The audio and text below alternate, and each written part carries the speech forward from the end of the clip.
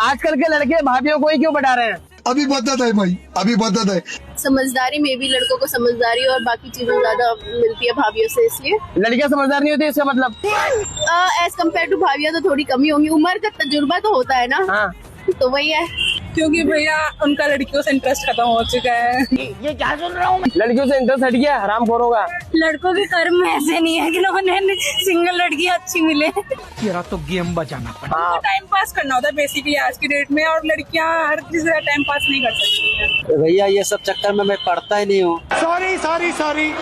क्यों पटाता है नहीं पटाता मेरे को नहीं पता ये सब। आप नहीं पटाते हो?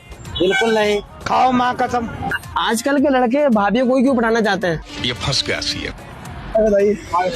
आप तो बताओ। हे भगवान, ये क्या हो रहा है?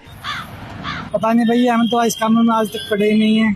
अच्छा, आप नहीं पटाते हो भाभी? तो साला बहुत नीच आदमी रहे। तो आपने क्या पटाया आपने? कुछ नहीं भैया आज तक।